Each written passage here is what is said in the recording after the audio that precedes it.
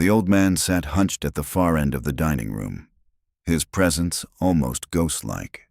He chewed slowly, each bite a struggle, his fork trembling between arthritic fingers. His eyelids fluttered too often, as though trying to blink away the discomfort clawing at his insides. Then it struck. A sudden grimace, a hand clutched to his abdomen. He nudged the plate away, barely touched, steak juices pooling under a slab of undercooked meat. Behind the bar, Logan watched with a smirk playing at the corner of his mouth. "Guess some folks just ain't built for real meat," he muttered, tossing a rag across the counter without care, the fabric landing with a wet splat. "Maybe it ain't the meat that's bad," someone offered dully. "Maybe it's his gut." No one looked up. No one cared. The camera would have panned back into the kitchen now, into its metallic gloom. Stainless steel counters, pale overhead lights casting shadows long and cold. At the far sink, a man worked in silence. His apron, damp and speckled with soap and memory, clung to his form like a forgotten burden. He moved slowly, methodically, drying a glass already too scratched to shine. No one paid him mind. But he noticed everything. He saw the old man's contorted expression. He saw the barely seared ribeye, pink and gouged with a dull blade. He heard Logan's derisive laugh, and he knew. The name tag on his chest read Kalb. But that wasn't his name. It never was. His real name was Jackson, and this was once his place, the Porterhouse. And now, after 3 long years, he was back. Not as the owner, not as the heir, but as the dishwasher, a ghost in his father's kitchen. The door had creaked the same way when he walked in. The old wooden sign above still hung, chipped and faded, a shell of its former welcome. There had been a time when this place throbbed with life. Laughter ricocheted off the walls, tables full, the sizzle of steak on hot cast iron pans a kind of music. Now, just echoes. Only 2 guests sat by the fogged windows, silent. One stirred a watered-down drink. The other scrolled through their phone with vacant eyes. The once pristine tile floor felt tacky beneath Jackson's boots, every step a reminder of how far things had fallen. A lone napkin stuck to the sole of his shoe, and for a strange second, it felt like it was trying to hold him back.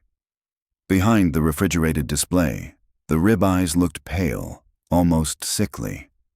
The vibrant marbling of prime cuts was gone. A grayish tint clung to their edges. No garnish, no presentation, no pride. Ava caught sight of him but quickly turned away. Logan never looked at all. No greetings, no smiles. No one recognized him. Just another tired man washing dishes. But inside, his heart pressed against old memories like bruises that never healed. He saw his father, laughing, focused, kind, slicing ribeyes with reverence, seasoning them with care, wiping the counter clean like it was a sacred altar. Now that same counter felt sterile, abandoned. The memory broke through like a song long buried. His father's voice, rich and patient. "You see this cut, son?" Young Jackson had stood wide-eyed beside him, the prep table a stage. His father held a ribeye up to the light. Perfect marbling, veins of white weaving through red flesh. "This one melts. Not because it's pricey, but because someone gave a damn." His father pressed his finger into the fat. Meat doesn't lie. It remembers how it was cut, how it was cooked, how it was loved. A clean slice followed, smooth as breath. No waste, no doubt. Steak tastes best when someone still cares. That's the difference. Back in the present, Jackson blinked hard. Gone were the sharp blades. Gone were the loving hands. The kitchen now bore cracked cutting boards, sweating meat left uncovered on metal trays. Nobody cared anymore. And somehow, he had let that happen. "New guy," came a flat voice from the manager. The man didn't bother making eye contact. Grease slicked his collar. He tossed a stained apron onto the counter like it was trash. "Dish pit's back there, don't wander." Jackson caught the apron midair. No introduction, no questions, just orders. He nodded once and walked into the steam. Burnt oil clung to the air like old regrets. The fryer beeped somewhere near the line. No one stopped it. Ava leaned in slightly as he passed. "Careful," she whispered, soft and weary. "They don't like questions here." She wasn't unfriendly, just tired. Her hand trembled slightly, enough for Jackson to notice. She offered a small, reflexive smile. Not warmth, just habit. Then she turned back to her POS screen, fingers dancing without grace. Jackson tied the apron in silence. The sink was waiting. The steam wrapped around him. His breath joined it. From here, he could hear everything. Voices didn't care who was listening. Logan again, smirking. "Old guy at table 5? Doesn't know sirloin from shoe leather. Give him the cheap cut." A short laugh followed. Dismissive. Ugly. Jackson didn't move. He stood still, water running beside him, steady like time. Through the small glass window, he saw Logan leaning back, arms folded. Behind him, a tray of steaks waited. One was already turning gray. Edges curled. No label, no check. A young cook hesitated. Logan glared. The kid obeyed. Jackson slid his hand into his pocket. His fingers closed into a fist. Not tight, just aware. Out front, the old man lifted his fork again, jaw clenched. Inside, Jackson watched. The rot wasn't hiding. It was being served. It was laughing. Then the old man rose, slow and hunched, his face pale and drawn. He shuffled toward the counter. One hand clutched his side. Ava noticed. Her body moved before her mind did.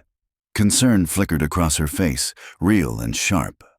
In that moment, Jackson knew something deep inside had cracked open, and something old, something true, was waking back up.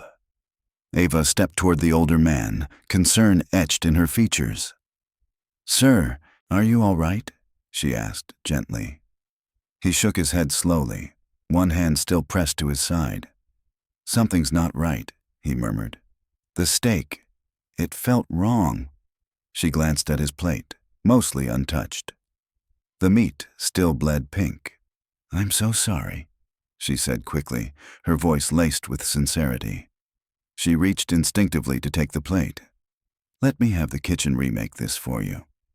But before she could even turn, Logan appeared beside her. His eyes flicked to the receipt. "Table 5, he said, his tone dry. "It's been more than 15 minutes. He shrugged. "No refunds, no swaps. House policy." Ava turned, stunned. "But he's clearly unwell." Logan cut her off with a flat stare. "Not our problem." The old man stood frozen, humiliated. He lowered his gaze and stepped back. Ava remained still, her hands folded in front of her apron, eyes cast down. Logan didn't spare her a second glance. His attention shifted, cold and calculated. Then he walked off, leaving silence in his wake. Jackson, still hidden in the steam of the dish station, saw everything. And something inside him shifted, quiet, but heavy. Logan's arrogance wasn't just posture. It was presence, a subtle domination of the room, as if the air itself bent around his ego. Jackson's eyes scanned the kitchen. No one looked up. No one offered help. Ava walked back to the register with quiet resignation. She wiped the counter twice, more to keep her hands busy than to clean. Jackson's gaze moved from face to face. Mira, passive. Logan, amused. Two others chuckling over something irrelevant. But he remembered. The tray. 2 ribeyes. Sides loaded. A glass of water filled to the rim. Ava had tried to balance them all, her arms stretched tight. No one had helped. Her foot caught on a mop cord left lazily near the prep station. The tray tilted, water spilled, sharp and cold. Then a plate slid off, crashing to the ground. Potatoes rolled under the counter. Silence followed. Mira raised a brow, cool and cutting. "Try not to be dramatic," she muttered, "and watch your step." Ava knelt down quietly, picking up the jagged edge of the plate. Her hand trembled. Gravy stained the hem of her apron. Still, no one moved. Jackson stood frozen, soap clinging to his fingers. Then, wordlessly, he grabbed a towel and moved beside her. He didn't say anything, just started gathering the broken pieces, gently, carefully. Ava looked over, surprised, then looked away.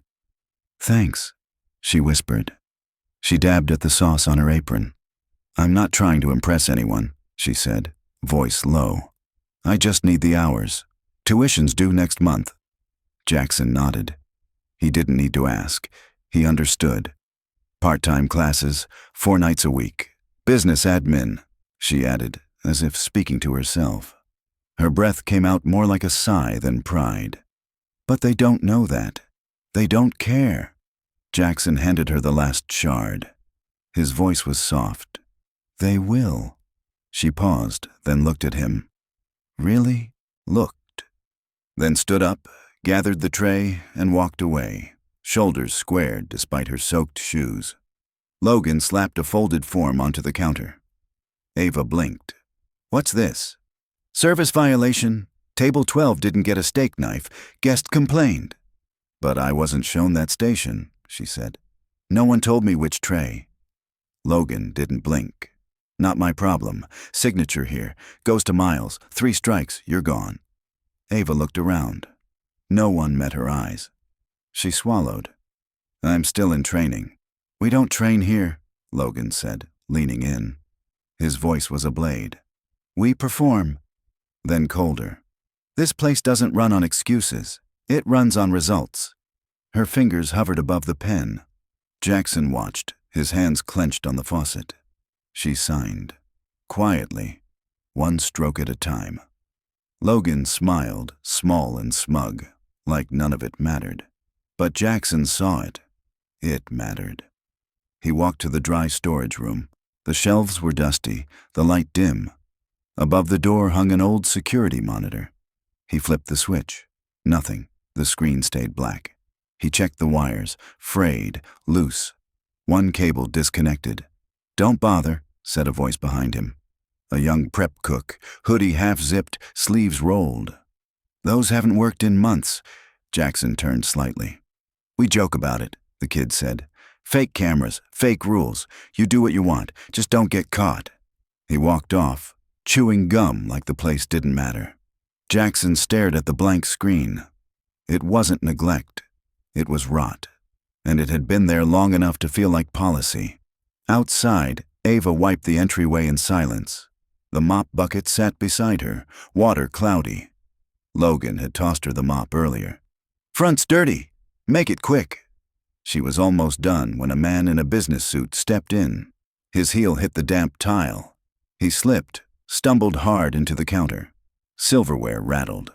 Logan appeared immediately. "You all right, sir?" The man nodded, brushing himself off. Logan turned to the team. "Who just mopped this?" Ava raised her hand, instinctive and nervous. Logan barked, "No sign." "We told her."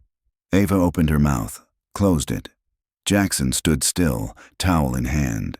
He knew the caution sign was broken. He knew she'd been set up. A couple at table 6 paid in cash. Crisp bills folded under a plate. Logan grabbed it, glanced at the register, then kept walking. No beep, no ring, no record. "Calm comp dessert," he told the bartender with a wink. The bartender shrugged. No questions, no report. Jackson dried his hands, reached into his pocket, tapped his phone. Voice memo on. He didn't move, didn't react. Logan laughed louder, telling a story about some VIP. But Jackson wasn't hearing it as a joke anymore. This wasn't just incompetence. This was theft. Systemic, confident, and now documented. At the counter, a man pushed his plate forward. "This doesn't taste like the dry-aged I had last time." Mira didn't look up. She snapped a lid onto a to-go cup, rolled her eyes. Typical Texas folks wouldn't know dry-aged from a microwave burger. The young barista laughed, quick and sharp. The customer blinked, hurt, confused. then left. No one stopped him. But Jackson's silence was different now. It wasn't defeat. It was decision. Something old and sharp was coming back to life inside him, and it wasn't going to stay quiet much longer. Jackson stood near the dish station, unmoving. His fingers gripped the edge of the sink, whitening at the knuckles. He wasn't a native Texan, but his father was, and it mattered. The original porterhouse had opened in a dusty gas station just off a forgotten road outside Dallas. Now, here he was, decades later, listening to someone mock the very people who built this legacy, as if their pride, their work, their lives were some passing joke. And others laughed. "Thank you," said a woman at table 3, warmth in her voice. "You handled that beautifully." Her words were meant for Ava, who smiled. Small, but real. They had received the wrong sides, and Ava had fixed it quickly, offering a fresh plate and a gentle apology. "Grace under pressure," the woman added. "You've got the right touch." Before Ava could respond, Logan slid in beside her like a bad cue in a perfect scene. "Oh yeah," he said, wrapping an arm briefly behind her. "Trained her myself. She's picking it up fast." Ava froze. The guest smiled politely and turned away. Logan gave her a mock pat on the back, then drifted off like nothing had happened. But the moment was gone. What had belonged to her, earned by her, was stolen in a heartbeat. Jackson watched from the prep station. Her posture didn't change, but her face did. The flush in her cheeks wasn't pride. It was anger laced with quiet humiliation. She didn't protest. She didn't speak. Because what was there to say? In that moment, her silence echoed louder than any shout. Later, Jackson noticed the cold storage door slightly ajar. He stepped back softly, not to intrude. Inside, Ava stood alone between shelves of vacuum-packed ribs and half-used tubs of dressing. The flickering blue light made her look translucent. She held a napkin to her cheek. No sobs, just the kind of tears that come when you've been holding too much for too long. She wasn't falling apart.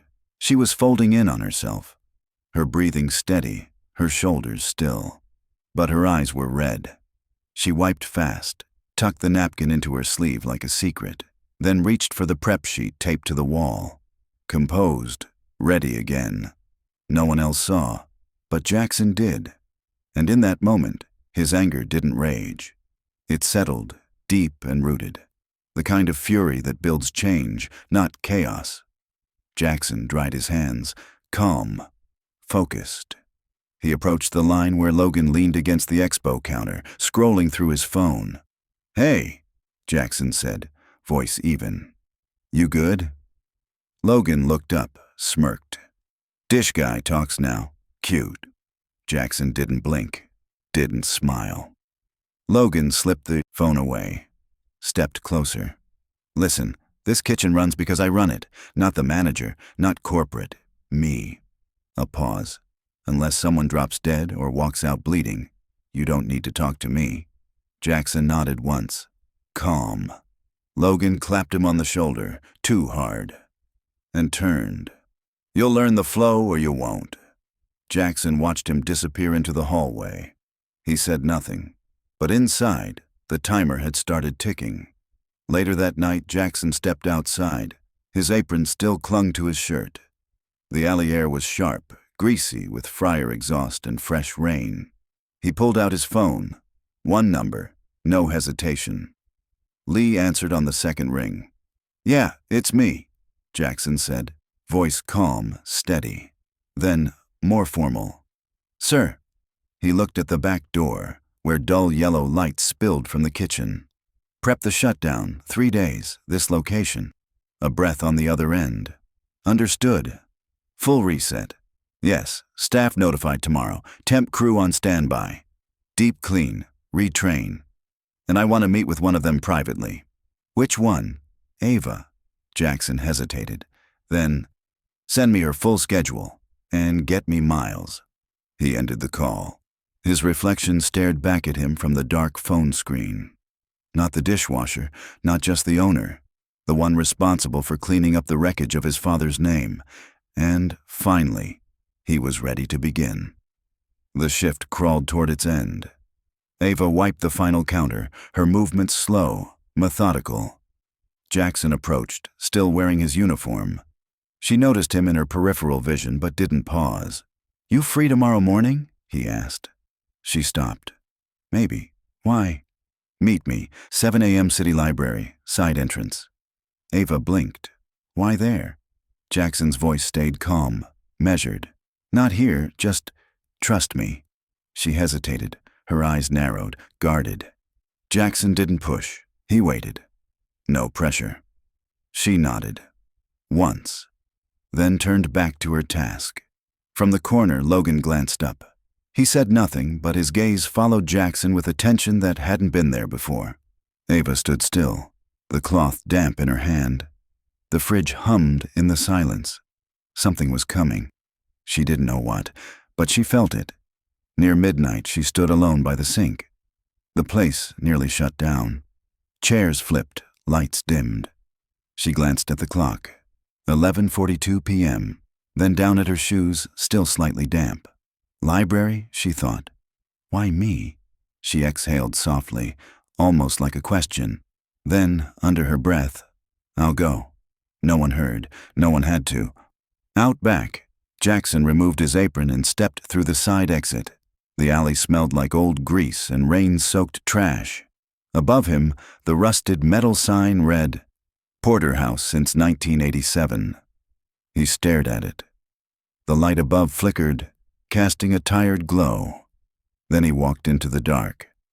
Behind him, the sign buzzed faintly, stubborn, still standing, still waiting to mean something again. The next morning, the library sat quiet in the soft spill of sunlight. Ava entered, hesitantly. She looked around. High windows cast golden rays onto polished floors and dust-dotted bookshelves. Near the back corner, Jackson sat at a table, 2 paper cups in front of him, a manila folder to the side. He looked up and stood when she approached. "Chamomile," he said, sliding one of the cups to her. Figured it was a safe bet. Ava sat slowly, uncertain. Jackson met her eyes. "My name's not Cal," he said.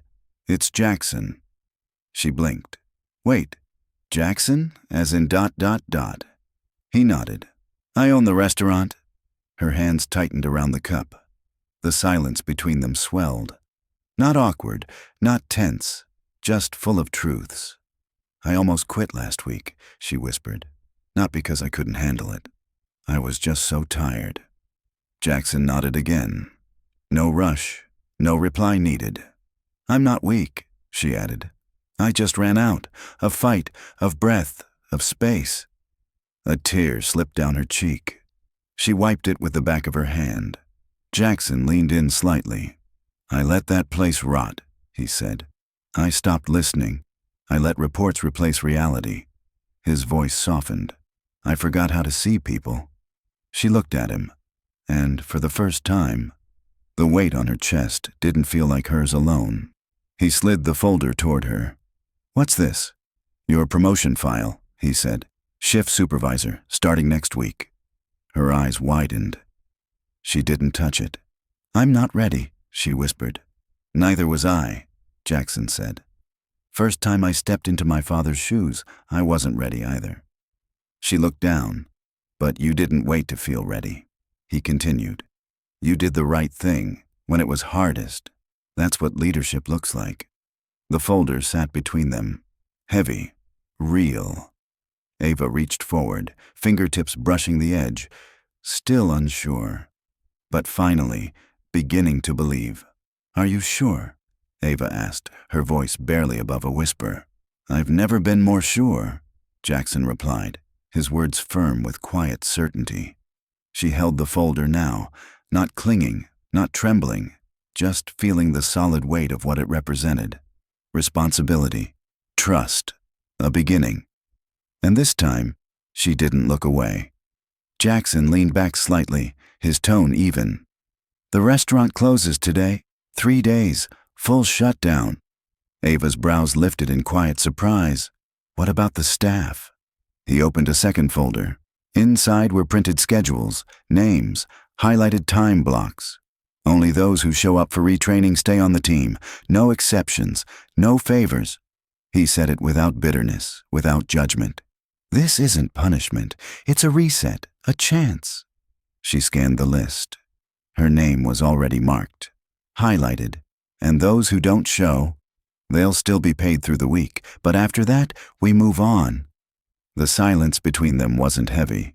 It was concentrated, focused. You really think they'll come back? Ava asked. Jackson looked out the tall library windows, then back at her. I'm not sure, but I know what happens if we don't try. A page turned, not just the one in front of them. A whole story was shifting. A white sign appeared in the front window of the porterhouse. Training in progress, closed 3 days. Pedestrians slowed. Some looked confused. Others snapped pictures, but no one entered. Inside, morning light painted the floor. Everything was quiet, spotless. Ava stood near the register, straightening her collar in the reflection of the pastry case. Her apron was crisp, hair pulled back tight. She inhaled deeply, checked her list. Her hand trembled slightly. She didn't hide it. The fridge hummed steadily behind her. Porterhouse wasn't broken anymore, just paused, waiting. And Ava, for the first time, didn't feel like a guest. She was home. The door creaked. Mira entered cautiously, expecting the usual clutter, chaos. Instead, the air smelled of sanitizer. Drawers were relabeled, shelves pristine. She froze. Ava stood behind the counter, clipboard in hand, no words, just watching. Then Mira saw him. Jackson, no hoodie, no disguise, just a dark blazer, calm presence. Her mouth parted slightly. He nodded once. Jackson, owner. She took a step back, unsure. You're still on the list, he said. If you want to stay, but training starts from 0. Mira hesitated. Looked around. Something in the room had changed. The kitchen had purpose now. It didn't feel like a joke anymore. She slowly lowered her bag. I didn't expect this, she said. You're not the only one, Jackson replied. Logan shoved the door open like a storm. What the hell is this? Why is the place shut down? Ava stepped forward, posture steady. Calm, between him and the counter. Jackson moved beside her, tall, composed. Logan blinked, recognition slamming into him. You'll receive full pay for the last 2 weeks, Jackson said, his voice cool but decisive. After that, your involvement ends. Logan's face flushed. You can't just, I can, and I did. No shouting, just truth. You ran this place like it was yours, without care, without respect. That stops now. Silence. Ava stood tall. Logan looked from her to Jackson, and he understood. He didn't win. Logan muttered, turned, and walked out. No slammed doors, just the end. Ava stood motionless, watching the door, not speaking, just breathing. Jackson stepped closer, his voice low. Thank you for not walking away. Her hands relaxed. I didn't stay for him, she said. A pause. I stayed because I believe this place can be better. Because it used to be. Jackson gave the faintest nod. Behind them, Mira wiped down a table. No order, just instinct. And it didn't feel forced. It felt necessary. Gloves before prep, always. Ava's voice carried across the room. She stood at the whiteboard, marker in hand. Wipe surfaces every hour, even if they look clean. She didn't speak like a boss. She spoke like someone who'd lived the chaos and chose something better. Mira sat in the back. No eye rolls, just quiet note-taking. Ava walked the room, demonstrated hand-washing, timed it. 18 seconds, not enough, again. Someone chuckled. Ava smiled back. Not to charm, to connect. Jackson leaned at the back wall, watching, not leading, learning. This wasn't just a reset. It was a rebuild. And Ava was holding the blueprint. She spotted a spoon in the wrong bin. She approached the new hire, no scolding, just gently moved it. "Cross-contamination," she said. "Good catch. Keep going." The new hire smiled, shoulders easing. Jackson watched from the doorway. No notes. Just trust. Mira glanced at her phone. Ava walked by. Didn't speak, just paused. Mira looked up. Saw the quiet disapproval. Tucked the phone away. Respect wasn't demanded. It was mirrored. Jackson smiled faintly. Ava didn't need power. She had presence. The kitchen gleamed. No grime, no noise, just focus. Ava crossed the floor with quiet command. Checked the order sheet. Gave the delivery team their cues. Left shelf in the walk-in, rotate by expiry. They moved with purpose. Outside, the world churned.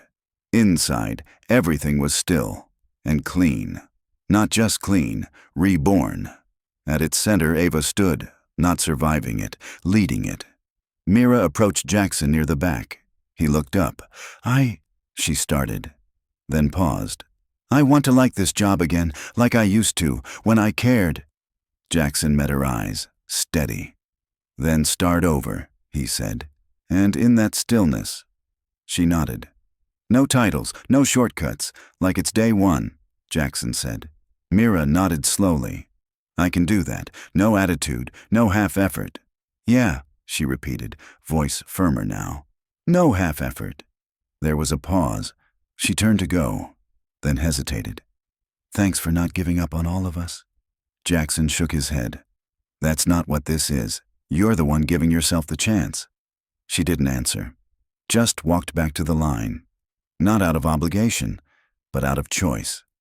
The bell above the door chimed. A young couple stepped inside, scanning the refreshed space with surprise and curiosity. The team didn't scramble. No frantic energy, just presence. Clean aprons, alert eyes, ready. Ava greeted them with a calm, confident smile.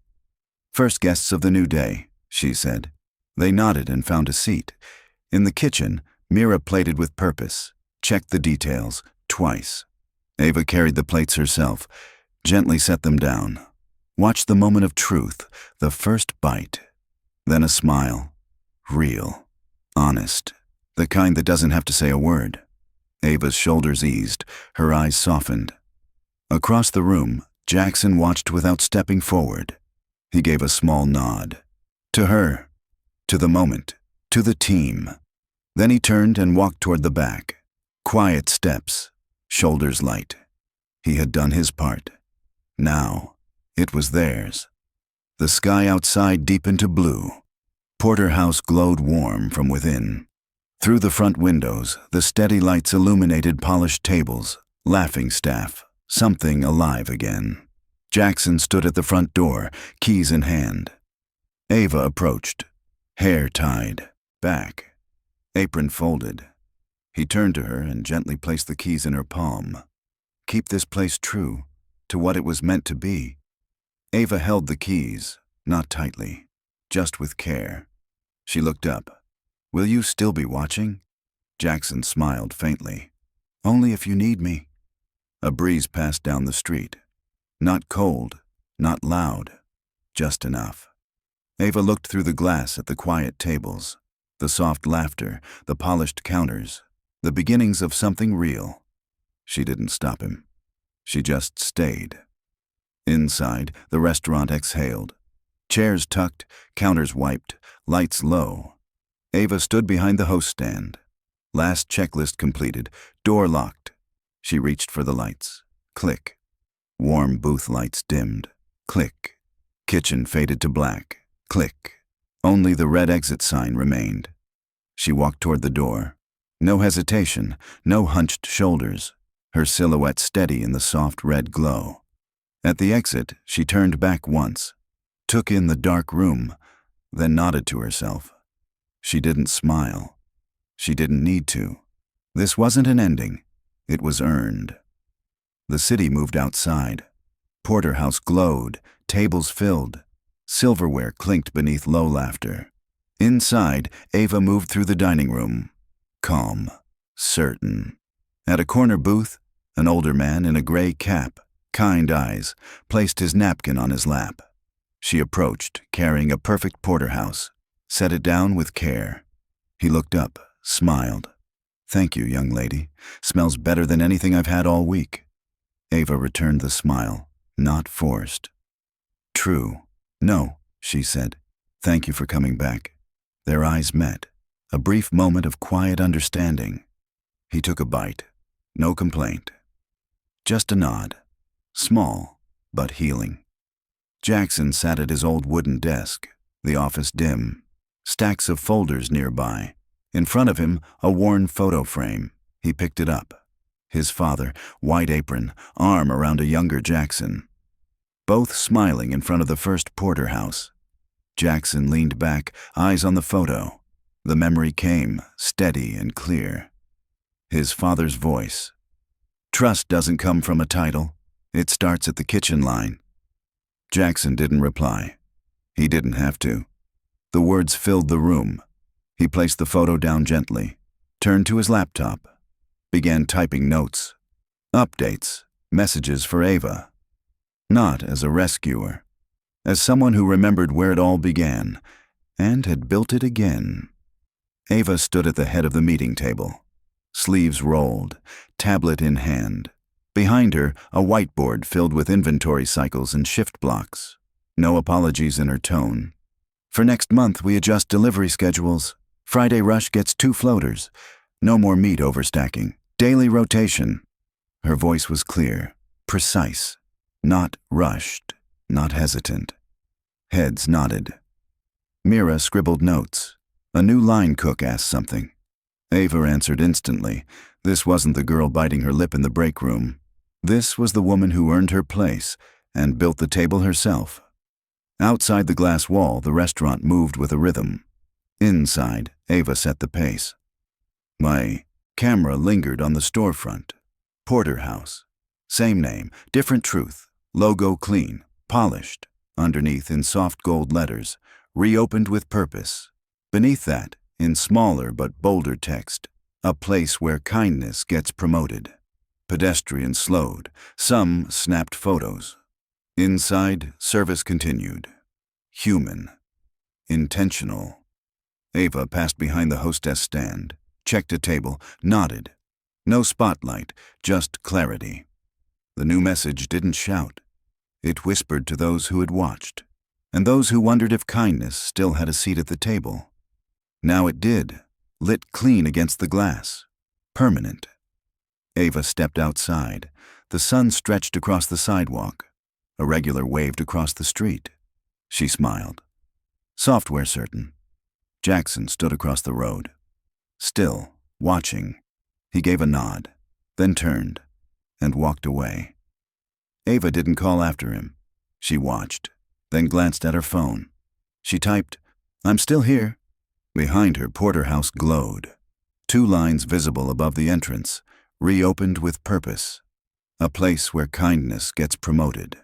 No swelling music, just light, and motion, and earned peace.